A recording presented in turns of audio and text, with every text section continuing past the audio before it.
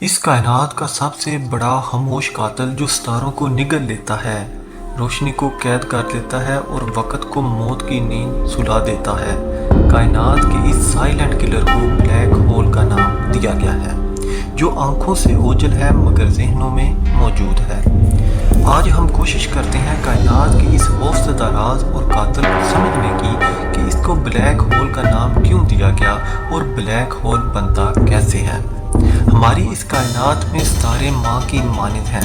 جو اربوں سالوں تک کائنات کو اپنی روشنی اور حرارت سے سینچتے رہتے ہیں، مگر جیسے ہی ان کا ایندھن یا انرجی ختم ہوتی ہے تو ایک ایکسپلوژن جسے ہم سپر نوا ایکسپلوژن کہتے ہیں اس میں ختم ہو جاتے ہیں۔ لیکن کچھ ستارے مرتے نہیں ہیں مگر وہ اپنے ہی وزن میں سمٹ کر ایک ایسی چیز بن جاتے ہیں جس کی کشش سے روشنی بھی بچ نہیں پاتی،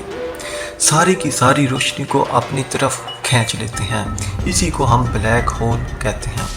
بلیک ہول کی ساخت کو سمجھنے کے لیے سادہ سی مثال لیتے ہیں۔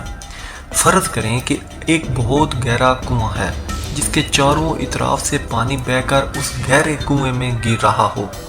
جسے آپ آبشار کا نام بھی دے سکتے ہیں، اور اس گہرے کنویں کی طرف آپ کشتی پر بیٹھے آ رہے ہوں، واٹر فال کے بالکل پاس پہنچ جائیں اور ادھر سے واپس مڑنا ناممکن ہو جاتا ہے، ویسے ہی بالکل ایونٹ آف ہوریزون بھی بلیک ہول کی وہ باؤنڈری ہے جہاں سے واپسی ناممکن ہے۔ کشتی اس کنویں کی طرف بڑھتی چلی جاتی ہے، ویسے ہی بلیک ہول بھی ستاروں کو اپنی طرف، روشنی کو اپنی طرف اور کائنات کی ہر چیز کو اپنی طرف کھینچے چلا جاتا ہے۔ بلیک ہول کا سائز اتنا بڑا ہوتا ہے کہ ہماری زمین اس کے سامنے ایک ذرہ برابر بھی نہیں ہے۔ 2019 میں جب سائنٹسٹ نے بلیک ہول کی تصویر لی تھی تب ہم اس بلیک ہول سے تقریباً 54 ملین نوری سال دور تھے اور ایک نوری سال تقریباً 100 سال کے برابر ہوتا ہے، لیکن وقت کے گزرنے کے ساتھ ساتھ ہماری زمین بھی اس بلیک ہول کی طرف بڑھتی جا رہی ہے۔ بلیک ہول کے قریب وقت ایک کھلونے کی مانند محسوس ہوتا ہے۔ اگر آپ اس بلیک ہول میں موجود ہوں،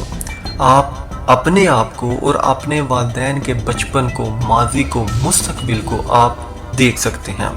جسے آپ ٹائم ٹریول بھی کہہ سکتے ہیں۔ بلیک ہول روشنی کی تمام شعاؤں کو اپنی طرف جذب کرتا رہتا ہے، بلکہ کائنات کی ہر چیز کو اپنی طرف کھینچ لیتا ہے اور ہمیں ایک سوراخ نما گڑھ کی مانند نظر آتا ہے۔ اس لیے اس کا نام 1968 میں ایک فزسسٹ جان ویلر نے بلیک ہول رکھا تھا۔